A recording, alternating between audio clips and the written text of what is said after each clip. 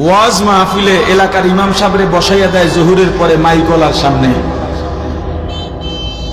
আসরের পরে বসাইয়া দেয় আরো দুইজন বুড়া ইয়া বসে, আর কতটি পোলাপান গেঞ্জাম করে সামনে, হেডির সামনে।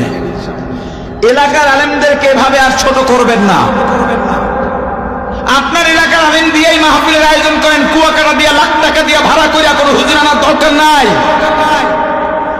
আপনার এলাকার আলেমদেরকে আপনি মূল্যায়ন করেন, আপনার মসজিদের ইমামকে মূল্যায়ন করেন। এই যে মসজিদে আমি এসে বসছি, মসজিদ কমিটি আগেই ক্ষমা চায় না আপনাদের কাছে। এই যে রুমটা দিলেন হুজুরকে, এখানে মুয়াজ্জিন থাকে না ইমাম থাকে আমি জানি না, আমি তাদেরকে চিনিও না, তারা আমাকে বলেও নাই। আমি এই কথা বলার পর আবার ইমাম মুয়াজ্জিনের উপরে হুলিয়া জারি করেন না, কত পাপ কামাইবেন হুজুরদের বিরুদ্ধে আপনি পদক্ষেপ নিয়া। এই যে রুমটায় বসলাম, এই সভাপতিরে এক সপ্তাহ এই জায়গায় বাইন্ধে রাখেন ভিতরে, উনি এই জায়গায় ঘুমাইবে, এই জায়গায় খাইবে। এই রুমে থাকার কোনো পরিবেশ আছে কিনা উনি আগে নিজে বুঝুন। কি এগুলো?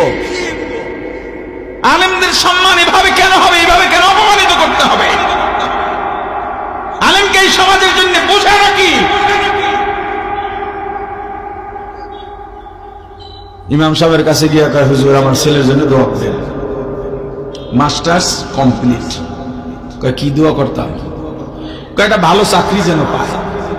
এর এক সপ্তাহ আগে ইমাম সাহেব গিয়া বলে, সভাপতি সাহেব বেতন দেন 10,000 টাকা। ড্যামরায় তো মোটামুটি মনে হয় 30,000 টাকার নিচে কোনো মসজিদে হুজুরের বেতন নাই না? হ্যাঁ, এখন আমি কি বলি? আমি বলি ইমাম সাহেবরা সবাই ইমামতি ছেড়ে দেন, কর্ম করে খেতে, হালাল কর্মে কোনো লজ্জা নাই, বরং স্বাধীনতা আছে। রিক্সা চালান, পারবেন না হুজুর, মানুষ দেখতেও খারাপ দেখা যায়। একটা চা দোকান দেন, 20,000 টাকা পুঁজি লাগবে, ডেইলি 2,000 টাকা কামাই করবেন, মাস শেষে 60,000 টাকা। বলবেন হুজুর 20,000 টাকা পুঁজিতে এটা সম্ভব না, আমার কাছে যাইয়েন, আমি আপনাকে প্ল্যান দিয়ে দেবো ইনশাল্লাহ, যে আপনি 20,000 টাকা দিয়ে ডেইলি 2,000 টাকা হালাল ভাবে কিভাবে ইনকাম করবেন। 10,000 টাকা 8,000 টাকায় কেন চাকরি করেন আপনি? এটা করেন না।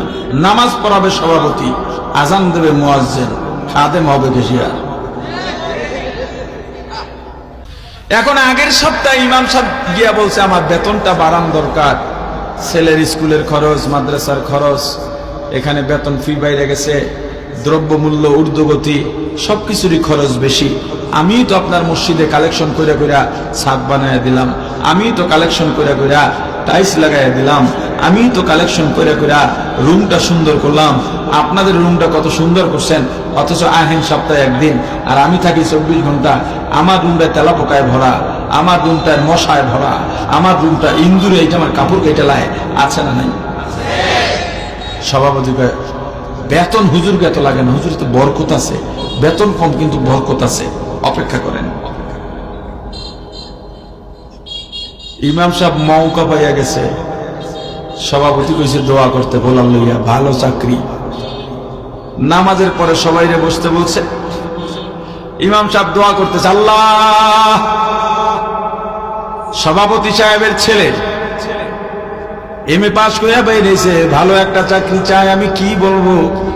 আল্লাহ আমি দোয়া করি আমার মতো একটা ভালো ইমামতি দিয়ে দেন। সভাপতির হাত উঠে নিয়েছিল, হাত নেমে গেছে,